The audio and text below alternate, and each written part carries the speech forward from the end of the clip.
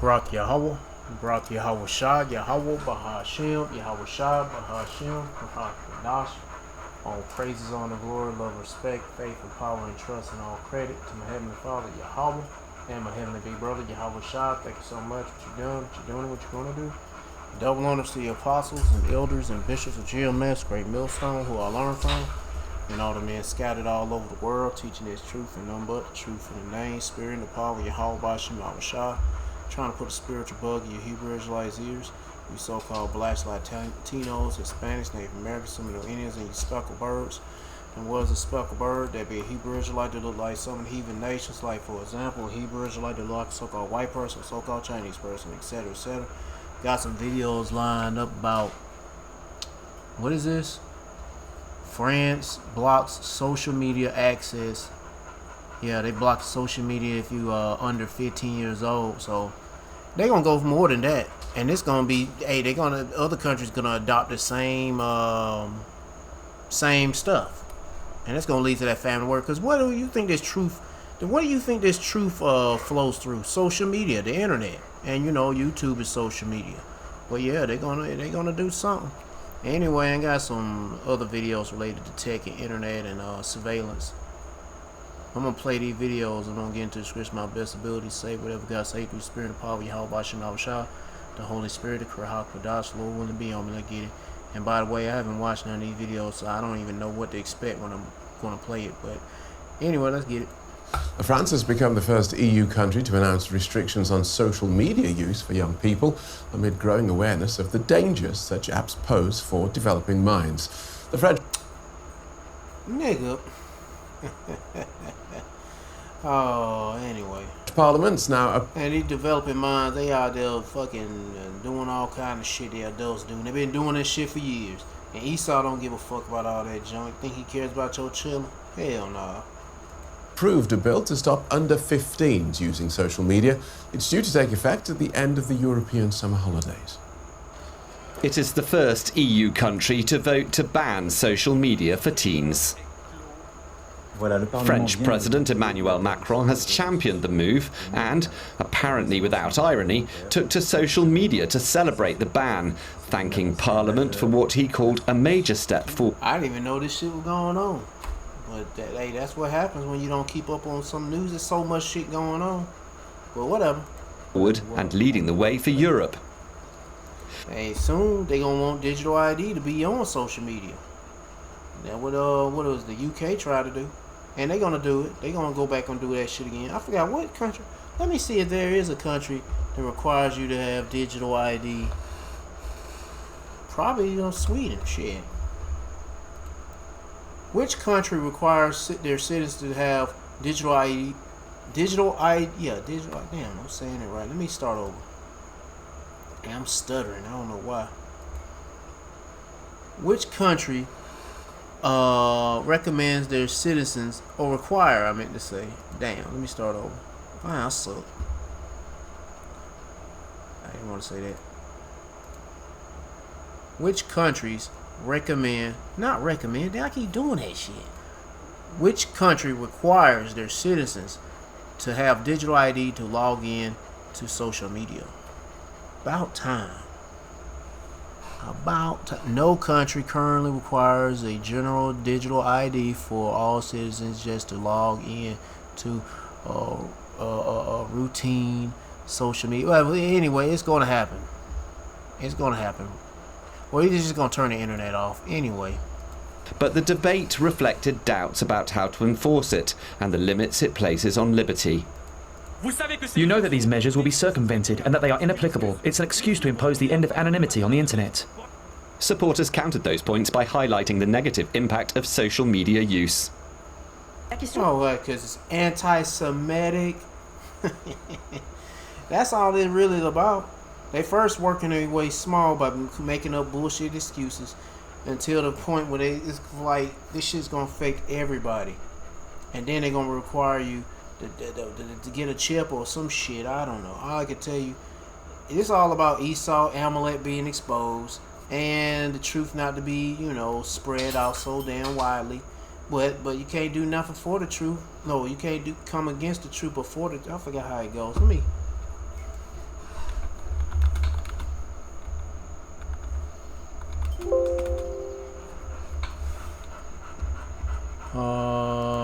we can do nothing against the truth, but for the truth. That's 2 Corinthians chapter 13, verse 18. Or 8. Not 18, but 8. There you go, right there. Whoop, that is. Yeah, man. The question before us today as politicians is who decides the mental and informational environment in which our children live. I obviously hear the argument of individual freedom. I also hear that some would like to involve the Constitutional Council on this issue of freedom. But it seems to me that the condition for freedom is having available attention time, having reliable information, and deciding what we see. I mean, a lot of these teenagers do be on that shit so goddamn much. They need to be off that shit. But these motherfuckers gonna lose their damn mind. Heck yeah. But hey, man, there'll be ways around this shit. And what's gonna keep teenagers from not being on social media? And it's kind of stupid that you ban social media, knowing that you use it for building up profiles on people, and they stay locked in. And you know what I'm saying? If you take away social media off the youngsters or these young adults, then you can't build a profile up on these people. And I don't know. Anyway, Esau's up, down, left, right. You don't know which way this nigga gonna turn. He just need to go ahead and go in them chains, because he a dumbass. Responses have been mixed and sometimes express considerable reflection. What the fuck? That phone is off. Why is she looking at it like she just scrolling through a black screen? I believe Unless the camera, well, it should be picking up something. it's very good, and even a bit late. We got off to a slow start. I would like to continue to watch platforms. At the beginning, I didn't agree, because it cuts links with my friends, but on the other side, when I hear the government's point of view, I believe they're right. Oh, here we go. They paid him a box of cigarettes, a carton of cigarettes. Yeah, they gave him a little bag of weed or something, and tell him to say that, give him some talking points. Details of how the ban will be enforced have yet to be worked out, and they too will be closely watched. Britain's government is considering a similar law, while Australian teens are already living with a ban imposed late last year. Let's get more from our Paris correspondent, Lisa Louis, who is actually in the Latvian capital, Riga. Welcome, Lisa. Emmanuel Macron wants this ban to take effect from the new school year. Is that likely to actually happen? Tools from Harvard. All right, since the ad came up, no need to watch that anymore, because I do not want to go through these ads. Even though they're gonna Customers to complain. Even though they're gonna give me ads, but I was just like, fuck it, let's just move on. Complaining that their LG monitors come with pop-up ads. Well, don't worry. Let's just say that we're... Yeah, that ain't nothing new. Well, the TVs, that TVs have pop-up ads or ads. Now the monitors do. Computer monitors. Wow. monitoring the situation. Hi there, I'm Sam Tucker from the famous two-letter company, FU. And you may have heard recently that LG monitors now come with adware for your computer. You see, when customers connect certain I mean, god damn, you just can't run away from the shit now. The computer monitors have internet access? That don't make no sense. Why? You know you got smart TVs that do, now you got smart monitors and shit. LG monitors to their Windows 11 machine, Windows Update will silently install. Oh, that's how they get in your monitor. Drivers for the monitor, as well as the LG Monitor app installer app. That's right, the app that Windows installs doesn't control anything to do with the monitor. It's just an app to download more apps. And a lot of the room is taken up by a big fat ad for McAfee anti-scam. But I don't know how good it is. I mean, it didn't detect itself, now did it? McAfee, a barely passable What the fuck is up with that shit on this cheat? virus scanning program that updates at the worst possible times, almost like the creators want you to die. And this useless app installing app will also show pop-ups on your computer screen, advertising McAfee with a big button saying, "Go to McAfee." That's right, this app will install everything except the app it's actually trying to advertise to you. You gotta go to the website. And I have to say, it's a bit cheeky that Windows just puts this LG app on your computer without even one of those user account control windows showing up. But I guess that's because the user isn't in control anymore. We are! And the LG app has permission to use all system resources, access your location, your contacts, and more. But LG wouldn't use all that data to spy on you and make money from advertisers. No, that's what our TVs are for. Now, this isn't just a concern for people buying new monitors, as Steve from Gamers Nexus started receiving these pop-up ads on monitors that he bought 3 years ago, after they did. Oh, damn. The recent Windows update. Ah, a classic Windows update ruining everything. But all this is really Steve's problem, as he wasn't thinking fourth dimensionally. I mean, have a look, he's even editing his videos on an LG monitor. Oh my goodness. Wait, what monitor am I using to edit this video on? Oh, an LG? No! And what is it plugged into? Oh, a Mac. Phew, that's right. It doesn't seem that Apple computers suffered from the same problem, as all their adware is stuffed in the official Apple apps. And have a great day. And rather than install the official LG app to control my monitor's speakers and settings, I instead opted for an open source one called Monitor Control. And then I started thinking maybe I should get everything working on open source. But then I remembered I've only got so long to live. The all new LG monitor ads. See them in high definition because at LG we say 4KU. You don't own shit. So the Institute for Family Studies is a far-right, pro-natalist, basically Christian fundamentalist think tank. They're really obsessed with getting people to have more babies. Their whole thing is like strengthening marriage and family life, of course, between a man and a woman. They're Christian nationalists that want people... Oh my goodness, man, this bitch, what the fuck you talking about, bitch? Isn't that, that's correct, that's right. These little young niggas, goddamn, these motherfuckers are... She gonna die old. I mean, goddamn, man. Shit, she wanna forever be a freak. That's all she wanna do. She wanna forever pop that coochie and do the doo-doo brown and do the Tootsie Roll and shit. And never have no children and all that shit. And until her ass old and gray, and then she gonna realize that, damn, I shouldn't have had, I can have kids or something like that, settle down. But nah, you rather be a freak. to have children, and that's their whole thing. Yeah, she totally against all that. From what I'm sensing. So this guy, Brad Wilcox, posted this tweet with data from the Institute of Family Studies, and he says, only South Dakota has replacement fertility rate. So these people, they're very concerned that people aren't having enough babies, but of course, do they want to fix any of the systemic problems that are preventing people from having children? No, they just want to do things like remove access to birth control, right? Because this guy, his book is called Get Married, but this is not like women are empowered to get married. This is like, shut up, settle down, and get married, while you're youthful and fertile so you can have 3 babies. This is the vibe.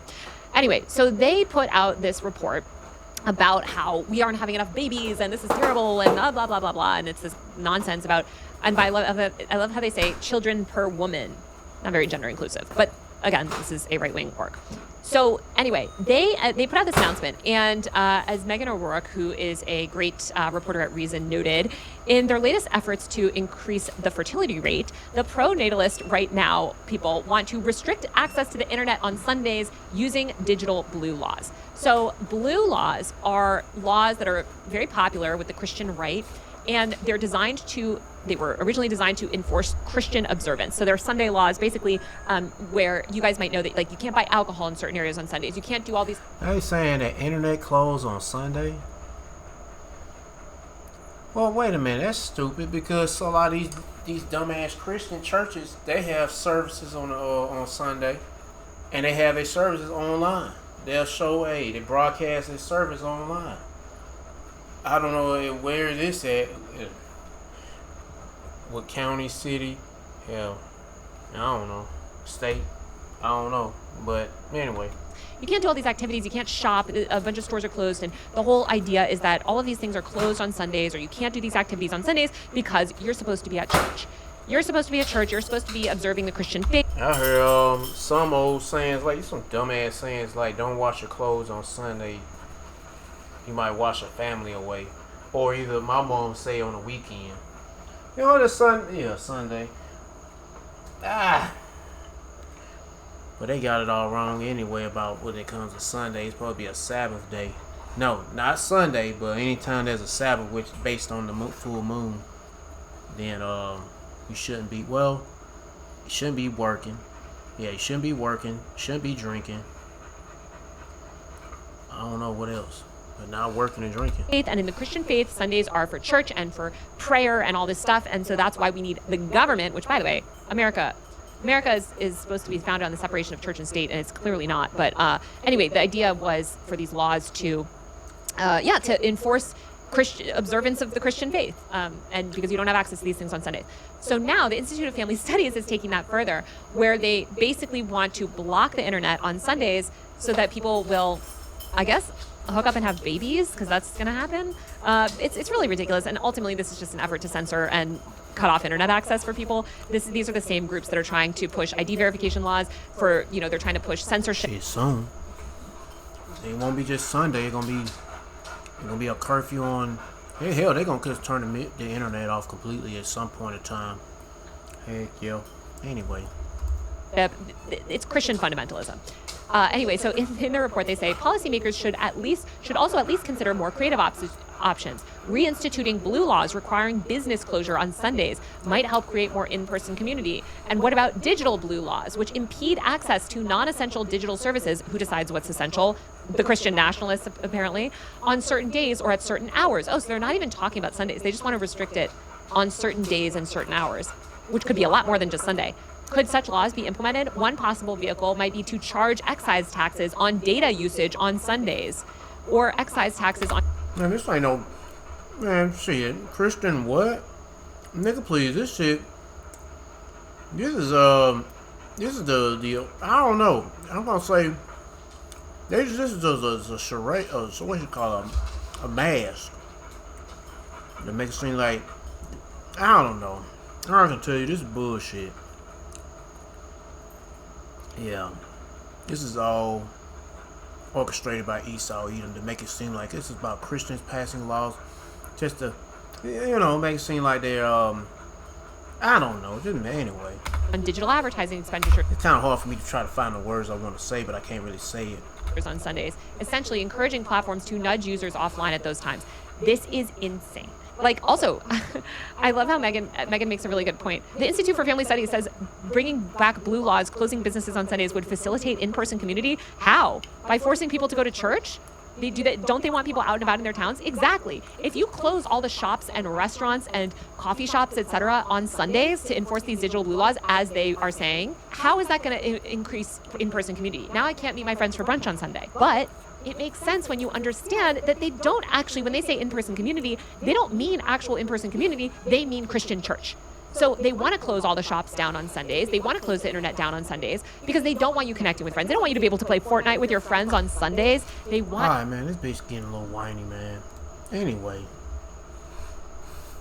Well, that's what it's all about. They give it Sunday. They want Sunday the internet to be closed. What is it? I guess the internet closed on a Sunday, but then they gonna want a Monday and they gonna want a Tuesday. Pretty much they gonna shut the whole internet down. I don't know the best way to say it about this shit. What is this about? Waymos deserve more hate. AI cars. I guess I'll say that for something. What's about cost of living being American. I'll get to the next one. I really didn't like this video, but I kind of sort of see what's coming. A mattress that responds as you move? It's not a dream. The internet was never intended for civilians. What we use the internet for today? Social media, sharing every detail about ourselves, documenting our entire life. Yeah, building a profile for Esau to know who you are. And plus, that's one way to show that he want to be reaching that godlike status, so he'll know everything about you. Just like Yahweh and Yahweh Shah, they know everything about everybody. Shit. We all know that this has become Big Brother's playground. Online surveillance was not an accidental side effect of technology. It was decades of intentional, methodical decisions made by the most wealthy and powerful organizations in the world. From the cop on your finger, to apps asking for your location when it is absolutely not necessary, to celebrity-endorsed wearable capitalism, we are living in a surveillance machine. Today, we are taking a deep dive. Oh, that celebrity part there, Kylie Jenner. You got them damn rings right there. Pretty much like a chip well, not a chip implant. It's wearable, but soon something like this will be known to be inside of you. Not the ring, but another form of device. Pop on your finger, to apps asking for your location when it is absolutely not necessary, to celebrity endorsed. Yeah, endorsing metal glasses or whatever glass they are. Wearable capitalism. And knowing someone like her, she probably won't even bother with these damn things. She'd be like, man, fuck that shit. We are living in a surveillance They just giving her that shit because she's a tool. machine. Today, I mean, they're using her because she's a tool. we are taking a deep dive into how the internet became what it is today, why companies are fighting so hard to maintain control, and how something that sounded insane 50 years ago became normal. Everything I'm going to show you is public information, either declassified government documents, congressional testimony, court opinions, or verified leaked files the government has never disputed. To fully understand how this system was built, why, and who it was for, we have to go all the way back to the 1950s. The question, how do we beat the Soviet Union? The simple answer, we create the internet. On February 7th, 1958, the Department of Defense creates ARPA. The mission was to make sure the US was never caught off guard by technology ever again. And that critical mission created some of the most important technologies today. Personal computers, GPS, stealth technology, and later advancements in robotics and AI. But ARPA wasn't just about winning the space race. It was about gathering intelligence, information, and control. But why stop at the bad guys? If you could control the enemy, why would you not control everyone else and your own population? In 1961, ARPA launches Project Agile. There is very little documentation on what exactly Project Agile was used for, but what we do know is that they are responsible for inventing electronic surveillance of entire populations. Think infrared light, night vision, flamethrowers. All of these are created by Project Agile under ARPA's wing. Now the pattern is already forming. Use surveillance to track, analyze, and control. Up until this point, these weapons have been contained and used for war, or to gain intelligence on other countries. Why not push these efforts to the general population? What better way to experiment than with places built around research, innovation, and young minds? College campuses.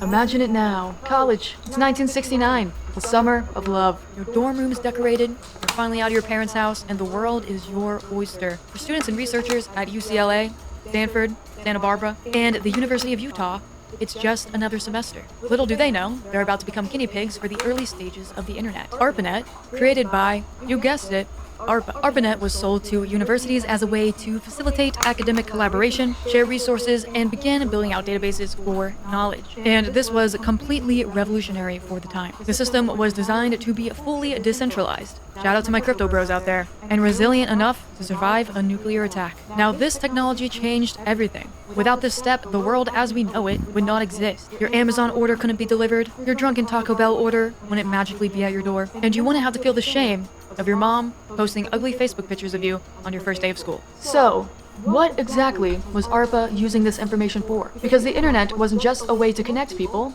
it was a way to understand them. As we enter the 1970s, the fruits of ARPA's labor are becoming impossible to ignore. Just 20 odd years after this surveillance monster started taking shape, American citizens started realizing just how far the American government surveillance capabilities could go, without the possibility of return. Enter COINTELPRO, the FBI's secret domestic program. Thousands of organizations, hundreds of thousands of individual citizens, all surveilled, infiltrated, and actively targeted. Why? Disruption. Activists, civil rights leaders, anti-war protesters, feminists, Nothing but Jakes. all being watched by U.S. intelligence. Anyone considered a threat in the status quo instantly became a target. This is where all the research and trials conducted on other countries comes back on to American citizens. COINTELPRO is the precursor, the blueprint, if you will. The very elementary version of the surveillance infrastructure we now see today. Civilians start to take note, and temperament towards the government shifts. Do the people in the White House really have our best interest in mind? 1975 became known as the Year of Intelligence. The Senate begins investigating alleged abuses by the CIA, NSA, FBI, and IRS. They create the Church Committee. This committee is responsible for investigating MKUltra, the CIA's infamous mind control experiments. One lesser-known program revealed something eerily similar to where we are today, Shamrock.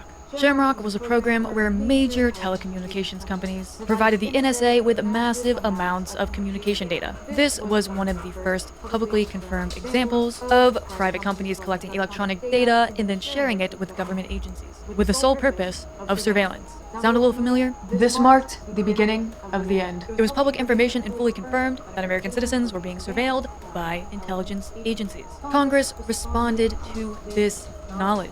They created regulations, oversight, and a law, FISA. You may be thinking, oh great, the government cares about us being monitored, and that's the end of the story. Well, you're wrong. FISA was created to regulate intelligence gathering methods. Basically saying you cannot gather intelligence without us knowing, because we're nosy and we need to cover this up if the public finds out. FISA was never intended to stop this, or provide any ramifications for uncontrolled and unsafe surveillance methods. Rather, make it even more challenging for the public to actually find out what was going on. So, who was watching the people doing the watching? Surveillance, deception. Mike Collins voted against releasing the Epstein files, even after he knew they exploited 14-year-old girls for sex. John Ossoff is going after the powerful and passed a law to stop child sex trafficking. Hurry up. Motherfucking shit. At least SafeLight can come to you for free. They can come to me for free? That's right. SafeLight can come. 1994. Denim overalls, grunge, tiny eyebrows, Princess Diana's revenge dress, and mandatory wiretap capabilities. All the things we love. Congress passed CALIA into public law, and this small change completely alters phone surveillance forever. The law required telecommunication companies to build surveillance capabilities directly into their infrastructure, which in this case, it was wiretap capabilities. So from then on, the architecture was set and there is no going back. All telecommunications companies are wiretapped. One small step for mankind, one giant leap for complete and total surveillance. So how do we go from Cold War spy propaganda to AI-powered mega monitoring, brought to you by Palantir? Hold your horses. We have the 2000s to get through. Now stay with me. Pretty much telling people lies, and people believing that shit. Proverbs chapter 26, verse 25. When he speak of fair, believe him not. Don't believe a word Esau says, because it's all bullshit. He says, when they pushing something, or either, damn, this shit hurt. And it says he have some technology or whatever he introduced to the people. I don't know the best way to say. I can tell you, you wanna be mindful of this shit, cause he always gonna use it as a weapon against you and get information off of you. And at the time, I didn't know, like the smartphone. I didn't know no better. But now, shit, we should know better about the chip implant though, the mark of the beast, and what they're capable of doing. And he'll try to sell that shit as like something good. But anyway, for there are 7 abominations in his heart, whose hatred is covered by deceit. His wickedness shall be shown before the whole congregation. Whosoever diggeth a pit shall fall therein, and he that rolleth a stone, it shall return unto him. A lying tongue hateth those that are afflicted by it, and a flattering mouth worketh ruin. Was that everyone's favorite dad, Ed Snowden. September 11th, 2001, the most devastating attacks in American history. 6 weeks later, the Patriot Act. Patriot Act. And the reason why they have the Patriot Act, have people think it's because terrorists, and people believe it. We have Patriot Act, so we got to watch and listen to every conversation. They've been doing this shit. Hey man, they've been doing this shit, but they want to have, oh yeah, what else was introduced after the Patriot Act? Oh yeah, TSA. Yeah. But anyway, they have to they gotta convince the people that this is for your only good, or you know what I'm saying? Is signed. They told us this is for the public's best interest. See what I mean? This is best for the people. And this is a lie, because you can't believe this devil. There's always something up his sleeve. There's always war in his heart. He speaks of, hey, damn, what's that scripture? Psalm chapter 55, verse 21. The words of his mouth were smoother than butter, but war was in his heart. His words were softer than oil, yet they were drawing swords. Yeah. Anything he said is good is actually bad. Or yeah. To keep everyone safe with increased national security and having to take your shoes off at TSA. What they really meant at TSA was expanding their surveillance power, including tapping domestic and international phones and authorization of indefinite detention to immigrants without trial. Pretty much you Israelites, especially well, Northern Kingdom and Southern Kingdom, but a lot of Northern Kingdom. Hey, the Lord gave me all a wake-up call. Shit. Y'all nigga wake-up call. Patriot Act also grants permission to the FBI to search emails, financial records, and your home without a court order, all with the promise of intercepting and obstructing terrorism efforts. But at what cost? Just 6 years later, in 2007, Umbrella by Rihanna and The Sweet Escape by Gwen Stefani are blasting through your local water park speakers as you're indulging in a cup of frozen yogurt. All the while, some of the biggest technology organizations in the world are becoming part of the largest surveillance programs ever revealed. PRISM. According to documents leaked years later... I'm gonna stop right there, man. I played too much. I'm gonna get to the next video. If you wanna watch the rest of it, be my guest to go to title, then go to channel. I ain't gonna watch it in the rest of it. We already know what's going on. Well, some people don't know. That's why you need to go and watch the rest of it. And once you're done, seek the Lord by seeking his prophets. Yep, and take heed. Next video. You don't know what... And don't forget to repent to Yahweh Shemawashah.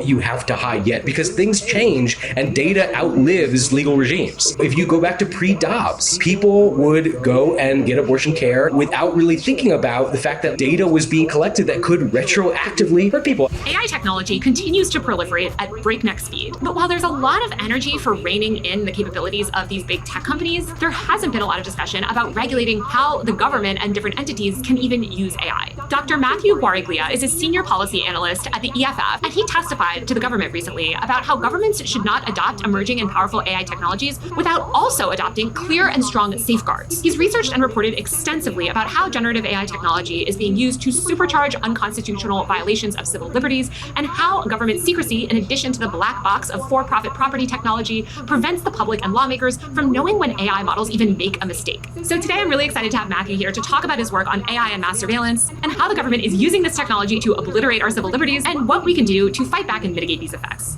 Hi Matthew, welcome. Hi, I'm glad to be on the show. So I want to dig into the work that you're doing. I'm like, what is this shit? Is this all AI? Because goddamn, she one facial expression, then the second go by in the same way with him. I don't know, man.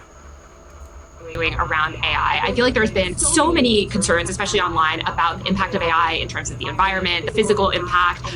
Data centers are contributing to PFAS, forever chemical pollution. Yep. A lot of discussion around harms for children. Artificial intelligence. Yeah, how you pronounce this word?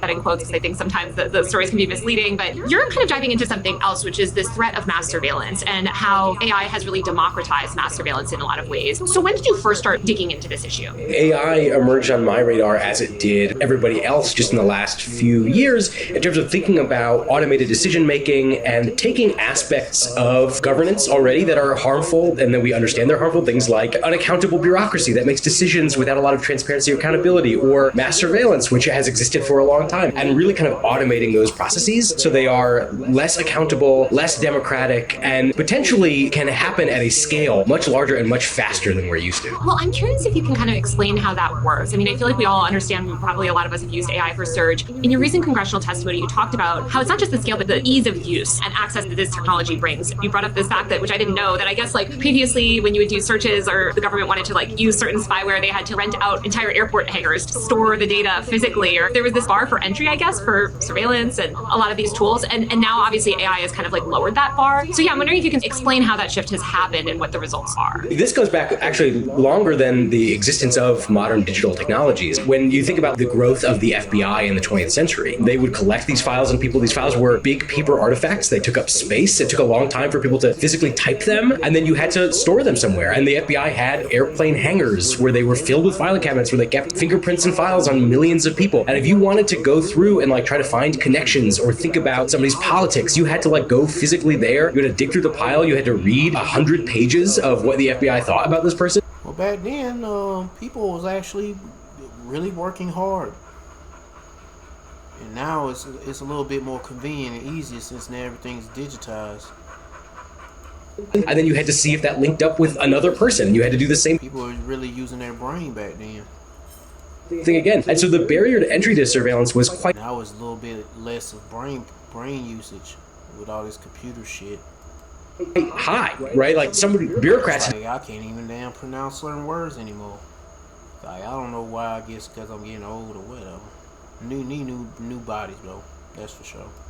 to think about you. They had to know about you. They had to go alphabetically to where your file was stored, and they had to read a lot of pages. And so the protections for most of us were that you were kind of obscure. It actually took a tremendous amount of effort to think about you and to surveil you. AI kind of automates that system and really reduces the amount of effort, amount of labor it takes to actually put people under a microscope. And so now you have AI that can scrape your entire public presence on social media and yeah, meanwhile it's polluting the planet. Shit. Major way.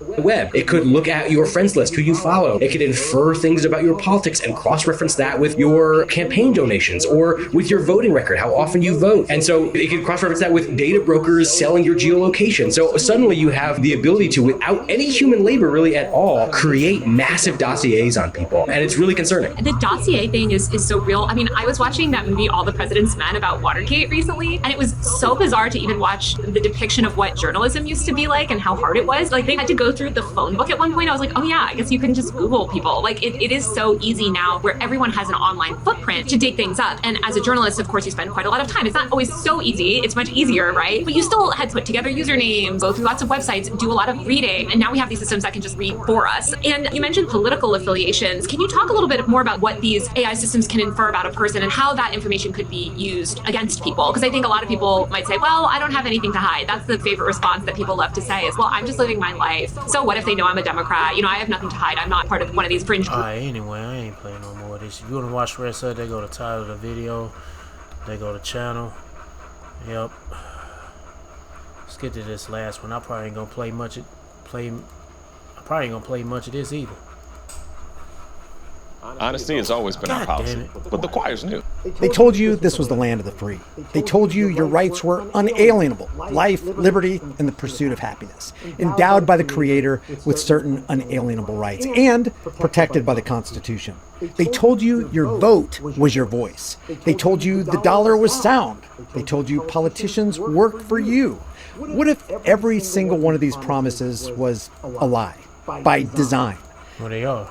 This is not conspiracy. Well, it is conspiracy, but it's not a theory. This is documented history, economic data, and the cold, hard mechanics of power. And you got to wake up. The system didn't fail by accident. It was captured. As a matter of fact, it was designed to be what it currently is. The founders, as flawed as they were, say that government exists to secure rights, not grant them. The Declaration and the Constitution were supposed to be chains on power. There were supposed to be strict limits, enumerated powers. A Bill of Rights was supposed to be the firewall. But today, the chains are broken. They're shattered. They're all over the place. Your property? Well, it's seized without charge, trial, or due process of law through something called civil asset forfeiture, which is nothing more than legalized armed robbery. Since the year 2000, states and the federal government have taken at least $68.8 billion through civil asset forfeiture, often from people never even charged with a crime. As a matter of fact, the average Mark chapter 2, verse 1. Woe to them that devise iniquity and work evil upon their beds. When the morning is light, they practice it because it is in the power of their hand. And they cover fields and take them by violence in houses and take them away. So they oppress a man and his house, even a man and his heritage. Seizures are tiny by comparison, $1,300 or less in many cases. Police departments treat it like a revenue stream. It's literally policing for profit. Your car, your house, your cash, your firearms, they're all gone until you prove your innocence in a rigged process. And how's that working out for us? They say it's to stop the Mexican drug cartels and keep Americans safe, but it's a shakedown disguised as a security blanket. Your home and land? Well, that's taken through eminent domain for private developers or these mega data centers. The Fifth Amendment. Yeah, Micah chapter 2, verse 1. Well, on to 2. Yeah. Amendment's public use became public purpose. It's basically a blank check for corporate elitists. Your privacy and due process, what about that? Shredded by the surveillance state. Post 9/11 expansion, bulk data collection, and then you got FISA Section 702, qualified immunity that shields officials from accountability, even for clear violations. What about your speech, assembly, and self-defense? It's constantly pressured by regulatory creep, selective enforcement, and a government that grows by redefining rights as privileges. Privileges it can withhold at any time or grant at any time. It's like government is our God or something. The government that was supposed to be your servant became the biggest threat to the very rights it swore to to protect. Every expansion of power is justified by crisis after crisis and comes with new tools of control funded by the very system that created this monstrosity. You never want a serious crisis to go to waste. And what I mean by that, it's an opportunity to do things that you think you could not do before. And then there's voting, the demoralization consent ritual. Get out and vote, they scream every 2 to 4 years. It's your civic duty, the sacred ritual that makes you a participant in the democracy. You want democracy, don't you? Well, reality check. In recent presidential elections, the turnout hovers around 55 to 65% of eligible voters. This means that millions more don't even register. Why? Because deep down, millions of people can sense the truth. Your single vote rarely changes the trajectory on the issues that matter most, if it matters at all. The two-party duopoly is in full swing. You know it's a uniparty system. Even the left versus right paradigm lie propagandists know it's a uniparty system. It's the same donor class funding both sides. Lesser of two evils forever. Policies on spending, debt, foreign wars, regulations, and monetary policy show remarkable continuity regardless of what team wins. I wonder why that is. Even surveys reveal the disillusionment. Large percentages of people believe politics and elections are controlled by people with money and big corporations, and guess what? They're right. Voting is nothing more and nothing less than a ritual of consent, a psychological operation that makes us feel like we own the system while the real decisions happen in boardrooms, lobby offices, and central bank meetings. It demoralizes you into thinking, well, at least I participated, and then it delivers the exact same outcomes. More debt, more regulation, more centralized power, and it keeps the entire machine legitimate in the eyes of the unthinking masses. As a matter of fact, without those unthinking masses buying into the theater, the entire illusion collapses. And that's exactly what it is, an illusion. Then there's the silent theft, the hidden tax, the devaluation of the dollar. Now this is the most insidious theft in the history of the United States, if not the world. When the Federal Reserve was created in 1913, $1 had the purchasing power of roughly $26 to $30 today. The US dollar has lost over 98% of its value since then. What your grandfather bought for $1 now costs $30. Gosh, I wonder who we should blame for that. Wages have chased prices upward in a rigged game where the money printer runs first for the connected and last for you and me. Savings evaporate, retirement shrink, the young can't afford homes or families at the same life stage their parents did. These aren't supply chain issues or random bad strokes of bad luck, or the result of a free but fickle market. It's the predictable result of fiat currency controlled by a central bank that can create money from nothing. Every time they stimulate, bail out banks, fund deficits, or fight endless wars, they dilute your money. Inflation is the hidden tax that hits the middle class and the poor the hardest. The very people the politicians claim to represent are the very ones they're hitting over the head with a baseball bat. I mean, every time they make a law, they remove your freedoms and your wallet from your back pocket. You think you saved $100, but in a couple months, you learn that that same $100 buys you a sparsely filled grocery cart and barely fills your gas tank. You've heard it before. The Federal Reserve isn't even federal, and the only thing they reserve is the right to run a massive counterfeiting ring. It's a criminal cartel of international bankers given monopoly power over the nation's money supply in 1913. It sets interest rates, it creates trillions through fancy terms like quantitative easing, and it decides who gets... Alright, I'm gonna stop right there. If you wanna watch the rest of it, be my guest at the title, they go to channel. But yeah, man, this place sucks. Micah chapter 2 verse 10, arise ye and depart, for this is not your rest, because it is polluted, it shall destroy you even with a sword of destruction. Nothing but lies, lies, lies, deceit, deceit, deceit, just fakery. Everything's fake in this place. Yeah. You can only blame it to Esau. Esau's the one that you need to blame. Amalek, Esau, Amalek, them niggas are the ones that's ruling the world. Shit, the earth was given in the hands of the wicked, that be them niggas. But anyway, that's all I gotta say, man. I gotta attend to some stuff, man. This shit is getting on my nerves, man. I really don't even want to talk about it, but anyway. Yeah, seek the Lord by seeking his props and take heed what they say and try to build a spiritual mental relationship with Yahweh Shema Washah. Praying to Yahweh Shema Washah, praising Yahweh Shema Washah, worshiping Yahweh Shema Washah, fearing Yahweh Shema Washah, and repenting to Yahweh Shema Washah. To all the men out there pushing this truth and nothing but the truth in the name, spirit, and power of Yahweh Shema Washah. Keep on preaching, keep on teaching, keep your faith and trust strong. Yahweh Shema Washah, stay humble. And for you few sisters out there taking heed, keep your faith and trust strong. Yahweh Shema Washah. Stay humble, stay in order with your man. If you ain't got no man, stay in order. Yahweh Shema Washah. Peace and bless to the hopeful elect, and all praises to Yahweh, Bahashem, Yahweh Shah. Shalom.